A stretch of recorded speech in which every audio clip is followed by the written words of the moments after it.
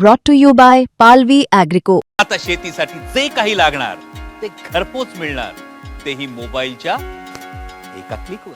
मी दोनच गोष्टी याच्यात सांगेन. खरं म्हणजे आता हे सगळं बोलायची वेळ नाही, पण दोनच गोष्टी सांगेन की समजा अजित पवार साहेब हे अशा प्रकारचं कुठल्याही एकत्रीकरणाची चर्चा जर करत होते तर ते कुठलीही चर्चा भाजपशी चर्चा केल्याशिवाय करतील का?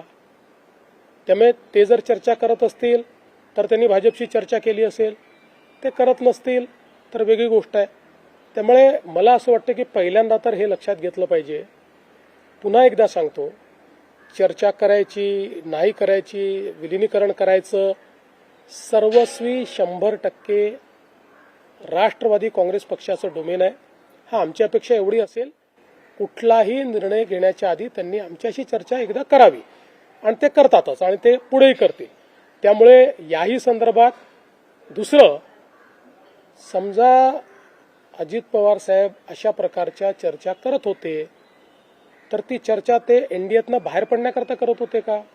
ते का सरकारमधनं बाहेर पडणार होते का? त्यांनी तर स्पष्टपणे सरकारमध्ये ते स्टेबल होते.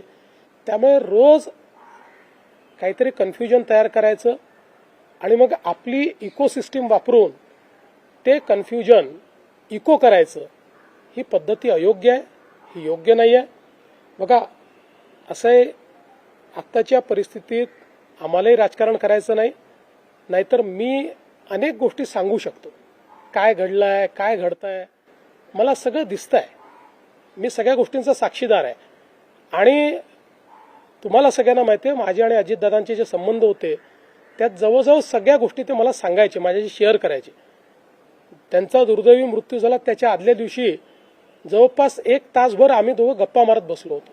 त्यामुळे मला असं वाटतं की या बाबतीत शेवटी खालच्या स्तराचं राजकारण करणं योग्य नाही. त्यांच्या पक्षाने निर्णय घेतला. एक लक्षात ठेवा की आज 2 वेगवेगळे पक्ष झालेले आहेत. शरद पवार साहेबांचा पक्ष आहे, अजित पवार साहेबांचा पक्ष आहे. आता अजित पवार साहेबांच्या पक्षाने हा निर्णय घेतला की आमचं नेतृत्व हे सुनेत्राताईंनी करावं आणि त्यांनी हा निर्णय घेतला की सुनेत्राताईंनी नेतृत्व करण्याकरता शपथविधी करावा. त्यांनी सुनेत्राताईंना सांगितलं, सुनेत्राताईंनी त्या ठिकाणी तो शपथविधी केला. त्यामुळे हा निर्णय सर्वस्वी राष्ट्रवादी काँग्रेस पक्षाचा आहे. आमची पहिल्या दिवशीपासून एक भूमिका आहे की आमचे साथीदार कोण आहेत, तर राष्ट्रवादी काँग्रेस पक्ष, अजित पवार यांच्या नेतृत्वातला राष्ट्रवादी काँग्रेस पक्ष. त्यामुळे आमच्या साथीदारांनी जो निर्णय घेतला त्या निर्णयाच्या पाठीशी उभं राहणं ही आमची जबाबदारी आहे. ती जबाबदारी आम्ही कालही केली, आजही करू. त्यांना माझा उल्लेख करण्याचा काळाधिकारी समजलं. या सगळ्या चर्चेत ते कुठच नव्हते, त्यामुळे त्यांना भाष्य करायचा काळाधिकारी माहिती. पवार साहब, यही सवाल जो है हिंदी में है, मर्जर को लेके, विलय को लेके लगातार बात चल रही थी आप लोगों के बीच में, और अब जो की दुखद घटना हुई है. बिल्कुल नहीं, आप कैसे गलत है, ऐसी बात कुछ नहीं थी.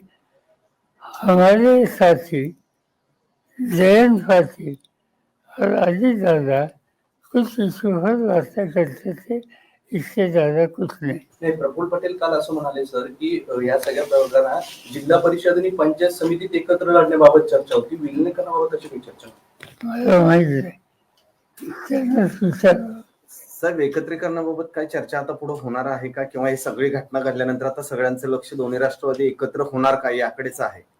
असं आहे की आम्हाला लोकांच्या समोर सुद्धा सांगत आहे, त्यातनं परस्परांना धीर देणं आणि फुलं कसं राहायचं याचं आमचं लक्ष आहे. राजकीय निर्णयाच्या संबंधी आम्ही कोणाशी चर्चा करत नाही.